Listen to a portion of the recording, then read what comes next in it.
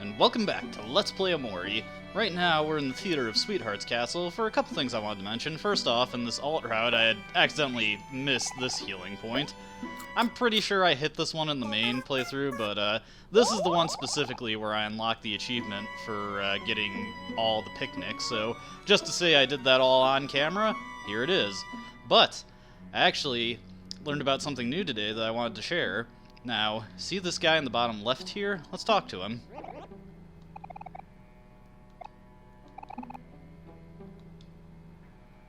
Ugh, it's disappearing. Well, that was strange. Now, if you remember way back to when we came here in the main playthrough, that guy was not there. Now, what's the deal with that? Is that something exclusive to the alternate route? Did I do something different that caused him to appear? No, that is actually in relation to a mechanic I learned about just today.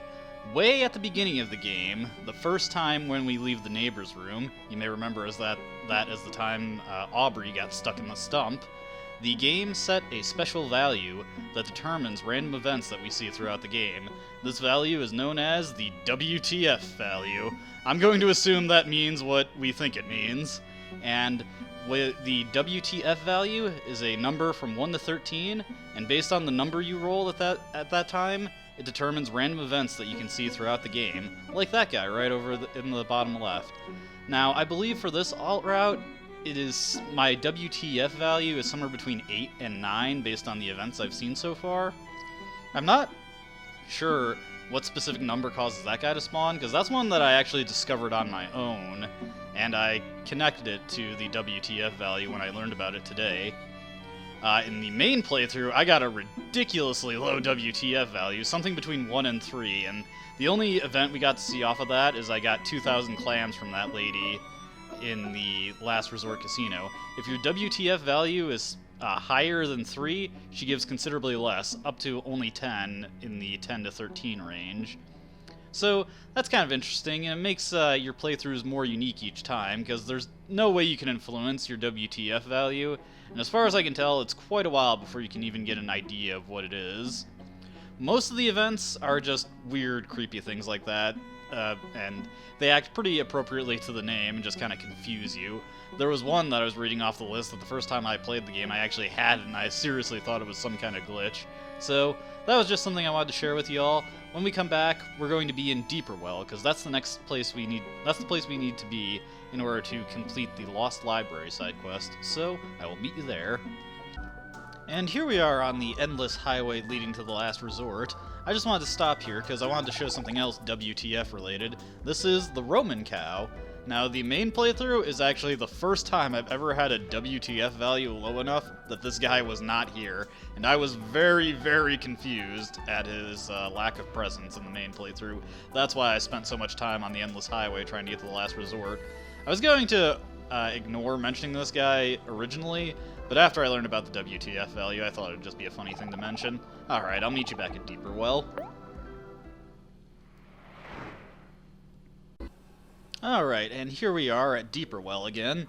I took the shortcut entrance from the last resort for a particular reason, and that is that I have not paid the tolls in this playthrough, and I actually want to show something off in regards to those, so I didn't want to pay them. I wanted to take the shortcut through Last Resort to get here. And honestly, that's probably just slightly faster than walking through the toll lane anyway. So why are we in Deepwell? Why do we need to come here? How does this location so far away from the Lost Library relate to it at all? Well, just be patient, my friends, because we will find out momentarily. As you can see, there's a piece of paper, sheet music, and there are 3 pieces of sheet music we need to collect there. Collect here. Sorry, I was just checking to see if that guy said anything different. I could have sworn these guys were gone when you came back here. Oh well. Nothing big to worry about. I do think some of them are gone. But anyway, at the end of each branch of Deepwell, yeah, most of these guys are actually gone. So I'm not sure why that one was still there. Might be another WTF related thing, but I'm not sure. But yeah, at the end of each branch, another piece of sheet music. And we gotta collect all of them because these get utilized in the Lost Library, and you need to come here in order to complete your business in Lost Library. Honestly, kind of an annoying thing. I don't know how you're really supposed to connect these two locations that are just so far apart from each other, but it's probably part of the whole, you know, it's just a wide open post-game sequence, so you gotta encourage exploring as much as possible. And even if you do collect these pieces of sheet music, or, you know, you just come here by chance and find them, I'm not exactly sure how you're supposed to know where to use them.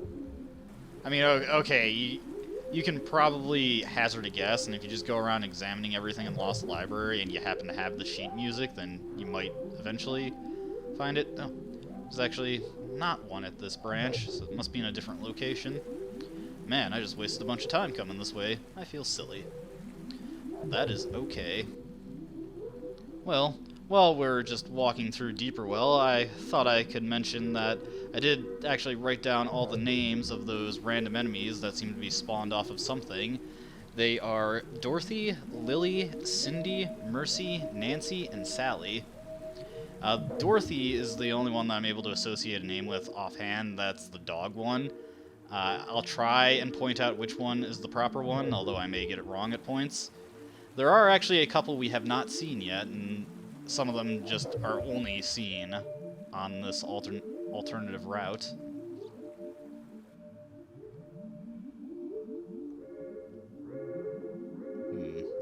I'm wondering if I missed something. I feel like we're going too far back. Yeah, we went too far back. Let me just check my inventory. Did I grab all three of them and not realize it? That'd be pretty dumb if I did. Let's see. And the key items. Got 2 sheet. Okay. Let's see. Sorry, I'm kind of meandering here. I've only done this alternative route once, so I don't know it quite as well as the rest of the game. I know. I probably should have taken notes on where the pieces of sheet music were, too, but, you know, sometimes you just breed some overconfidence and end up wasting some time. It's okay, though, because I need to pad out the video slightly. And besides, we need to waste some time so that Rococo finishes our commission. Suppose I can explain how that side quest works. You know, you just pay him, he works on your commission. After a certain amount of time passes, although I'm not sure how much, he's finished with it. We have to pay him quite a bit of money by the end of the game to actually get it altogether, or get every commission. Altogether, you end up paying him 100,000 clams. As you can see, that's about double what we have right now. But we do have a very good way to get a ton of clams in a relatively short amount of time. Probably just like, I don't know, a half hour. Man, where's that last piece of sheet music?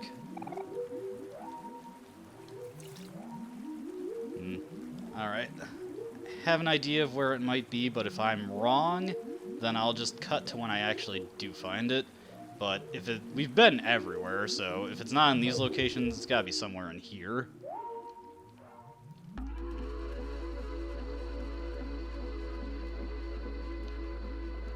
Let's see. Where are you, sheet music? No? I guess I can head up a little bit just to check and see. No, it doesn't look like it. Okay, I'll just cut to when I find the sheet music. See you in a bit. Okay, here it is. There was actually a second exit from the portal on the right.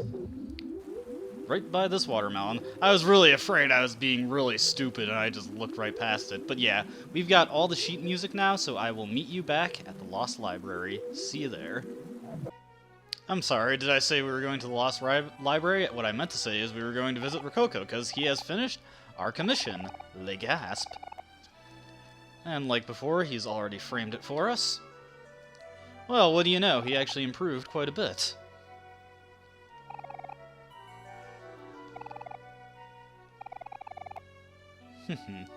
It's okay. We all gotta start somewhere. I appreciate that you've honed your craft slightly since the last commission. I think I'm willing to pay you for another one, since there was a step up in quality.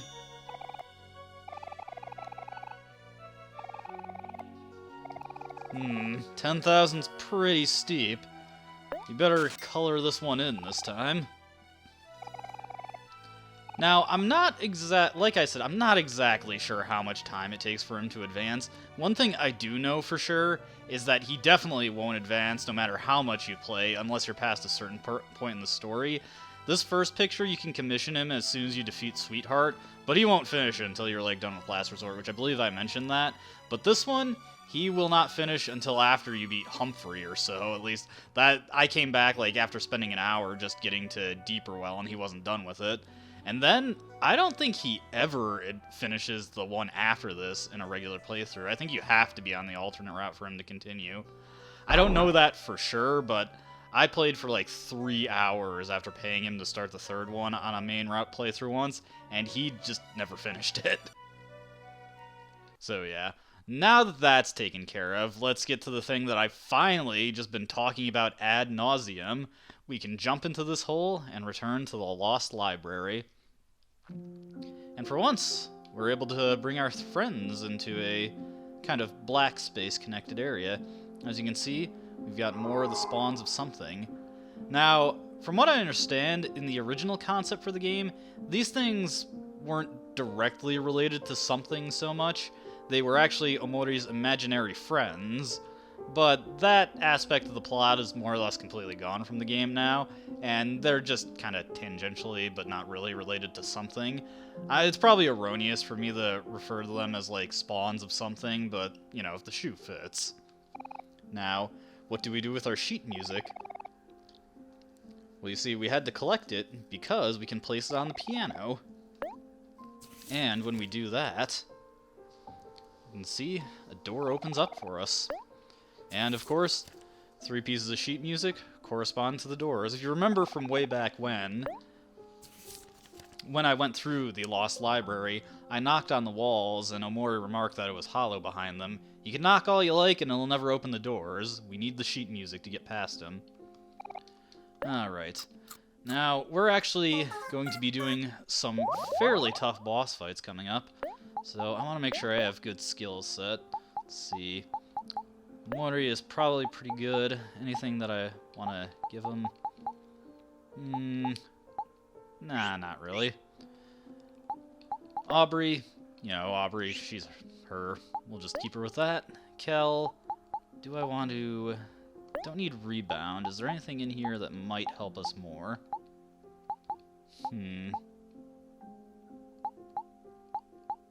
Just trying to think real quick. Tickle might actually be worth bringing. You know what? I'm gonna bring that one.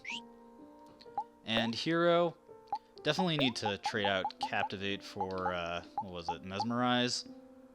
Yeah. And let's see. I do want to keep Snack Time. Spicy Food, Enchant, Tenderize. Actually, you know what? I think I know what I want him to do for these upcoming fights, so yeah, let's just get right to it. So, heading into this doorway, after following the candlelit pathway for a little bit, come across, well, another door. When the door opens up, we are thrust into a battle with Acrophobia. Now, you may notice that everybody is afraid, and unlike Sunny's confrontation with this thing, this is an honest-to-goodness battle that we have to win through sheer force. Now, everybody is afraid, but fortunately, they do not have to stay afraid. If they had to stay afraid, this fight would... all of these fights coming up would be insanely difficult. But fortunately, we can swap out their emotions with, an emotion, or their afraid emotions with just a standard emotion. And at that point, they can actually do stuff. So yeah, we're gonna make everybody angry, and we just want to focus on damaging this thing and taking it down as much as possible. You probably noticed that it said 10 turns left. Every single one of these fights has a gimmick to it, and this one's gimmick is that if we cannot kill Acrophobia in a certain number of turns, then we just lose. So we gotta go all out on taking him out. Now, I believe that all the phobias can re-inflict Afraid on your characters, and obviously that's pretty annoying if it happens, but we should be able to manage. Now, for... do I want to bother having Kel flex? I might need him to preemptively throw out... Yeah, I'll just have him stick to doing regular run-and-guns. I'm not I don't remember quite how much damage this thing is capable of doing. I'm just gonna have Hero preemptively use Snack Time just so we can get in healing on anybody who needs it. That's honestly probably the best way to use Hero for these fights. Yeah, as you can see, Red Hands just greatly outpaces any amount of damage any of the other characters can hope to do. Alright, we should actually be able to beat him this turn. Acrophobia kind of lowballs it. He's not terribly difficult. And yeah, this is also part of the reason why I wanted to take things in the order that I was doing it.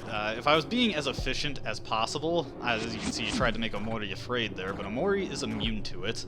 If I was trying to do things as efficiently as possible, we'd have some really overpowered equipment at this point, and it would make these fights too easy and kind of boring. But for defeating Acrophobia, we learn Vertigo. How appropriate. Now, what is Vertigo? Well, obviously it's a skill, but what does it do? Well, as you can see, deals damage to all foes based on the user's speed and greatly reduces their attack. That's the big point of this attack here, is that it lowers an enemy's attack right down to its minimum. You don't have to stare at them or smile at them 3 times. You can just use this, takes them down. And all of these skills Omori learns from the phobias, they all do pretty good damage. Honestly, I've never really bothered with Vertigo too much because the other 2 we get are immensely better, and Omori's skill set is kind of packed at this point as it is. You know what, I think I was considering swapping out Sad Poem for it. You know, let's do that. Omori's nowhere near as fast as Kel, and I don't really feel like optimizing him for speed, but we'll bring it just to see what it does on its own merits, not specializing for it or anything. As you can see, this hall is crawling with spiders.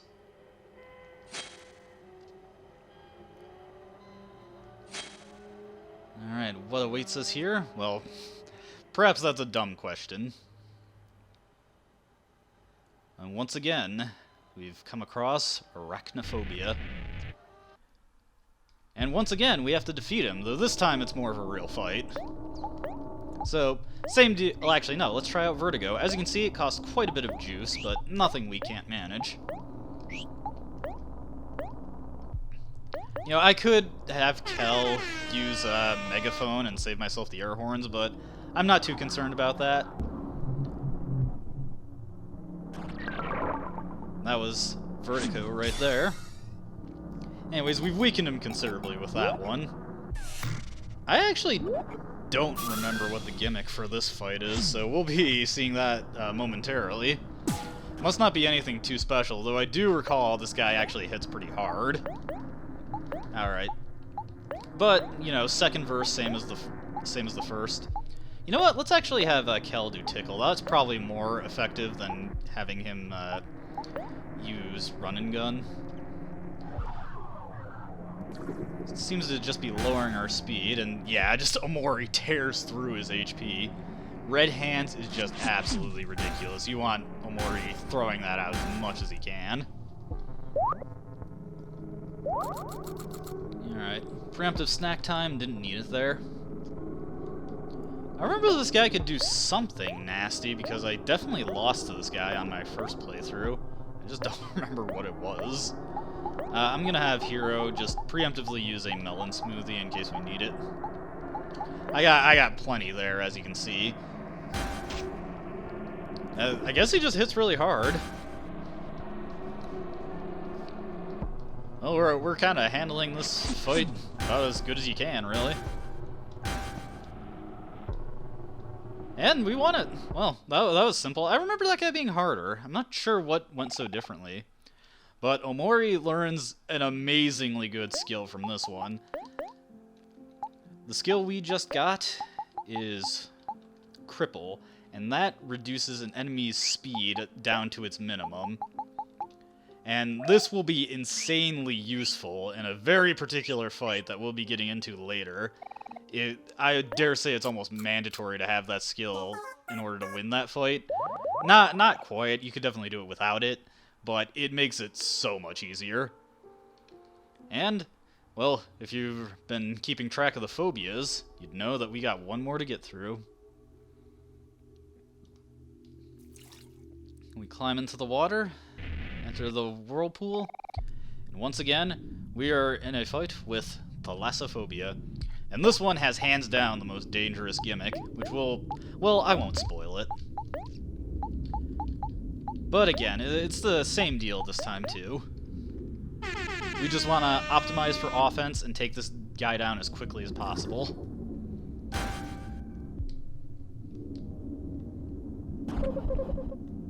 Doesn't do too bad damage on his own, but we'll be seeing in just a bit. Using that one since it's the most damaging attack that we can launch with our energy. Whirlpool was a pretty nasty little attack there, but, and here's the gimmick for this fight, we take damage at the end of every turn, and the damage goes up each part of each phase of Thalassophobia we advance fight. Remember when Sunny persevered against it? Its form changed. Every time its form changes, the damage it does at the end of the turn goes up. We should be able to manage just by having a hero preemptively use some snack times, though. This is definitely a fight that I lost, though, because if you aren't prepared for that, you can very easily be overwhelmed by the end of turn damage.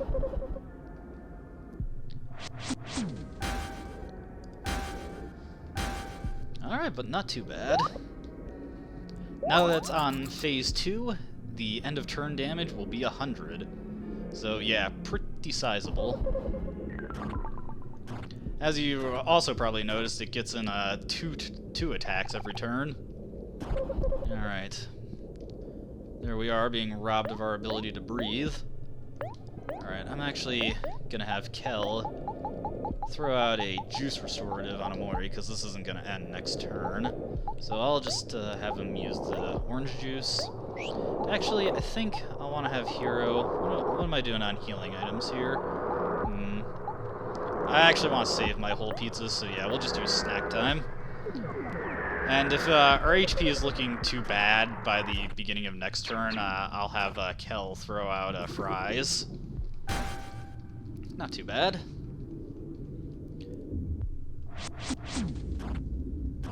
This might advance it to the next phase. Or maybe not. Alright, looks like we're doing decent. Yeah, I should be able to get by with just a snack time. Will I? Yeah, actually, I think we might be able to beat it this turn. Let's just use another tickle on it. Have Hero throw out snack time, as he is wont to do. That is the most effective thing you can hope to do here. Aubrey might be in trouble, but I'm not too worried if she falls at this point. We're pretty close to being able to beat him.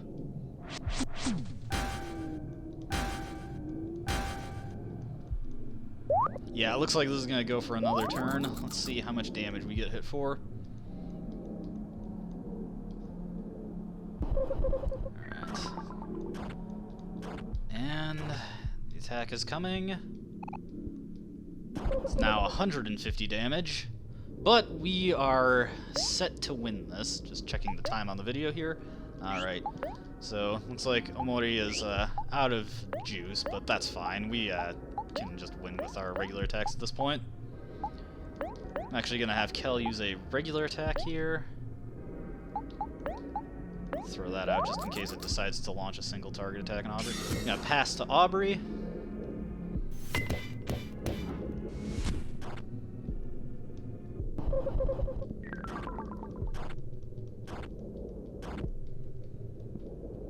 And let's release energy. Oh, never mind, that killed it.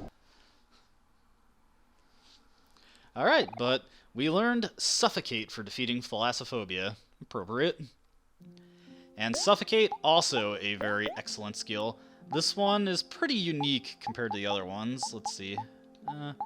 Actually, do want to keep the stare on the skill set, so I'll replace Vertigo with this. Suffocate deals exactly 400 damage to all foes and greatly reduces their defense. Very, very good. And it is susceptible, or it is capable of having its damage augmented by having an emotional advantage. So if you are, say, angry and the foe is sad, well, obviously you have to adjust the end damage for the juice reduction that gets applied to sad damage, but it would do 600 damage. Maybe happy over angry would be a better illustration of the principle. But for defeating all the phobias, in addition to getting all their skills, we also get an achievement called Repressed. And this is the justification that I alluded to earlier for Sunny facing the phobias on this route. He doesn't so much as conquer his fears as he does bury them, so they don't hassle him in his dream world. And then having Omori defeat them just kind of hides them away, so he doesn't truly conquer his fears, they're just repressed. But that is all we need to do in the Lost Library. I'm not going to bother fighting any of the various somethings around here, because, well, they don't have Fofax journals, they don't give experience, they don't give clams, just no reason to. Big waste of time. So yeah, we actually did that pretty efficiently. I kind of cut it a little close on the Lassophobia fight. Let's just go check on Rococo and see if he finished our commission. Probably not. I think something that might advance it along pretty well is just going and using Pluto's flying service, the space line. He's probably still going. Yeah, he's still going. I'm sure you won't. Alright. But we should have a little bit of extra time in this video. So you know what? I'm gonna meet you at Deepwell, so I'm just gonna head there and see you in a bit. Alright, and here we are in Deepwell.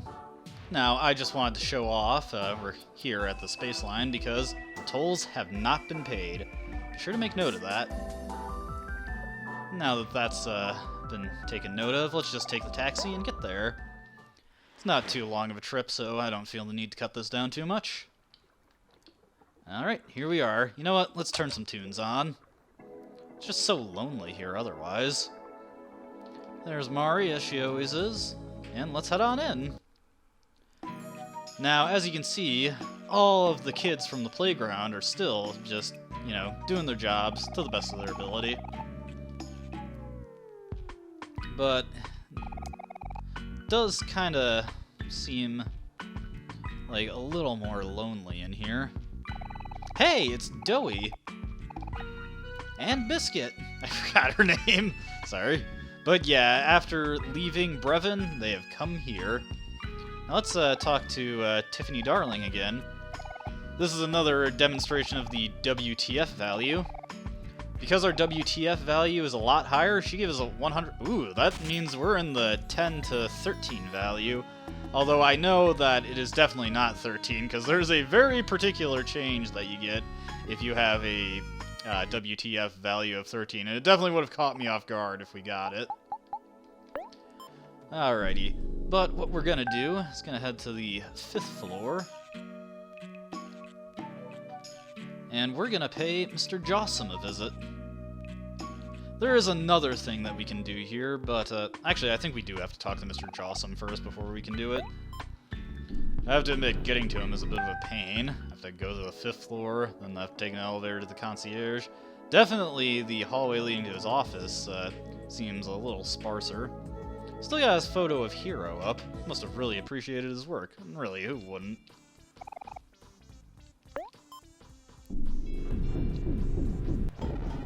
Alright. It's a good thing we have that VIP card. But now that we are on day 4, there's a new scene for us here with Mr. Jossum. As you can see, he's flipped his profit chart, and it is displaying how his business is doing rather accurately now. Seems, his stocks were already failing, but Hero leaving had quite the negative impact. Well, Hero, as you can see, profits are down. Your tofu fundraiser didn't quite work out as you had hoped.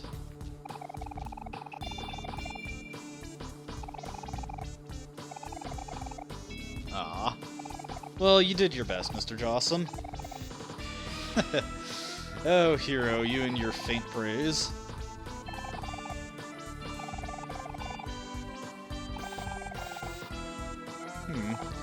Well, at least he tried his best with it.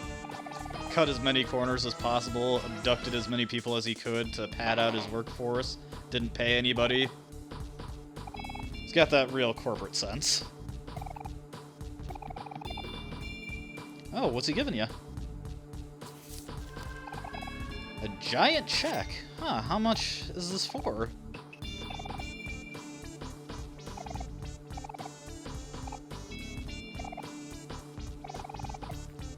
What? Hero's gonna be put in charge?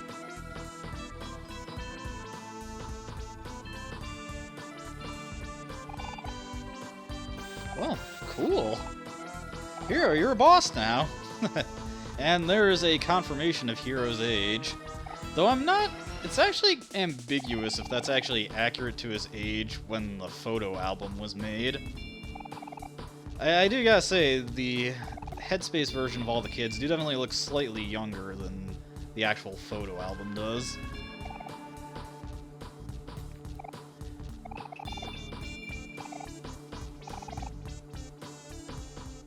And what is that, Mr. Jossum? Oh, okay. Well, have fun. Okay.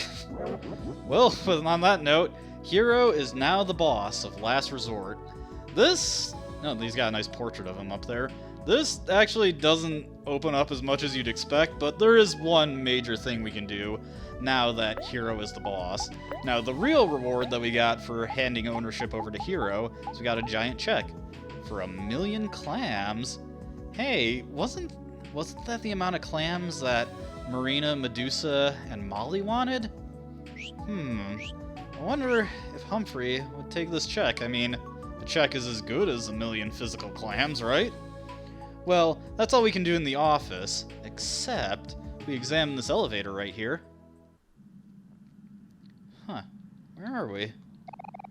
This is an elevator to black space? Huh? What the heck? What's this doing outside of Basil's house? Well, I mean, it's part of the game, so guess we'll explore it. This place is a little creepy. I guess it's what's to be expected of black space. Let's check it out. Unfortunately, you cannot run in this area, and that is one heck of a bat. It's gone now. Let's take another nap.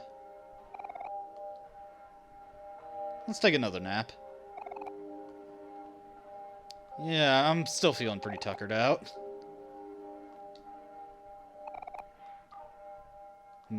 Not sure if that actually does anything. Don't want to waste too much time. I'm actually not too familiar with this area of black space. Does not look like there's anything on this, I want to say, harbor area, maybe? The power lines, though, look very familiar, much like the ones going outside of Sunny's house back in Faraway Town.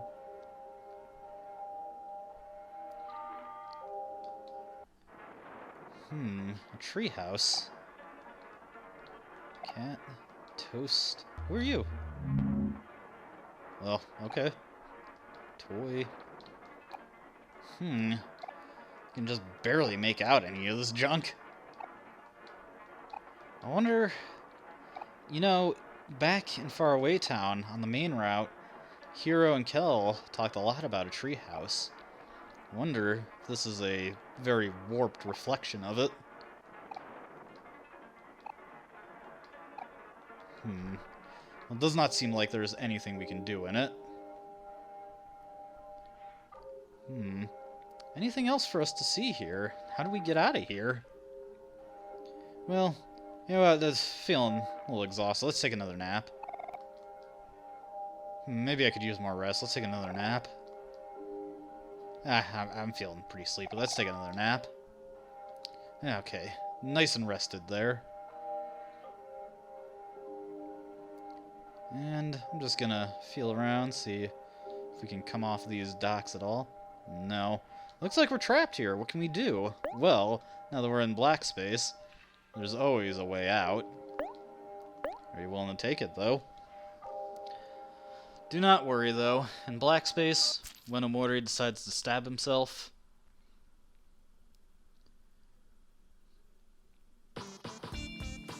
it just simply takes him right back out. And that is a one-time deal. You can only see that particular area of black space once. Anytime after, well, I'm trying to interact with the elevator and it's just not working. So, yeah. But now we've got a couple avenues open and a few things we need to do in Deepwell, as Hero is the boss of Last Resort now, so we may as well take advantage of the privileges that grants us. And we've got a million clam check. And while we didn't see him while I was in Deepwell, Humphrey is back, so let's try offering this check to him, see how he reacts to it. But we'll save that for next video. Until then, I thank you so much for watching. I hope to see you next time also. Thank you, and goodbye.